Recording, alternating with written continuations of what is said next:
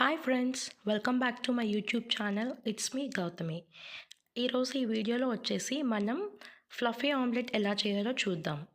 ముందుగా నేను ఇక్కడ 3 ఎగ్స్ తీసుకొని దాన్ని ఒక బౌల్లో తీసుకుంటున్నాను. ఇప్పుడు ఏం చేయాలంటే ఎగ్ వైట్ని ఎగ్ ఎల్లోని సెపరేట్ చేయాలి. చూసారా, నేను ఎగ్ వైట్ని ఎగ్ ఎల్లోని సెపరేట్ చేశాను. ఇప్పుడు ఎగ్ వైట్లో కొంచెం సాల్ట్, అలానే ఎగ్ ఎల్లోలో కూడా కొంచెం సాల్ట్ వేసి విస్క్ చేయాలి వీడియోలో చూపిస్తున్న విధంగా.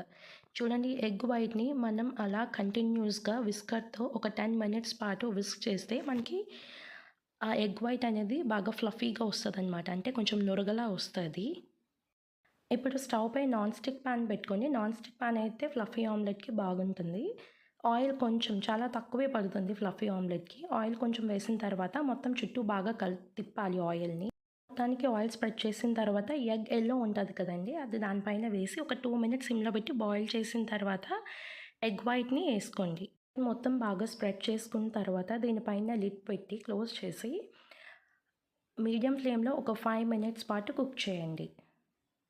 తర్వాత లిడ్ ఓపెన్ చేసి కొంచెం కారం, అలానే కొంచెం ధనియా పౌడర్ అండ్ సాల్ట్ యాడ్ చేయాలి.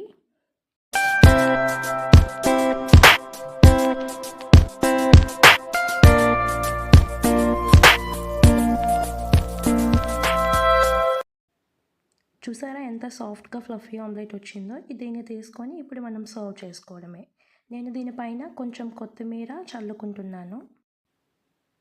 నేను ప్లేట్ని ఎలా డెకరేట్ చేశానో చూడండి. ఒకవైపు ఫ్లఫీ ఆమ్లెట్ పెట్టి ఇంకొక వైపు ఆనియన్స్ని ఫ్లవర్ షేప్ కట్ చేసి పెట్టుకున్నాను. మీకు కనుక నా వీడియో నచ్చినట్టయితే నా వీడియోని లైక్ చేయండి, షేర్ చేయండి, సబ్స్క్రైబ్ చేయండి, కామెంట్ కూడా చేయండి. It's me Gautami.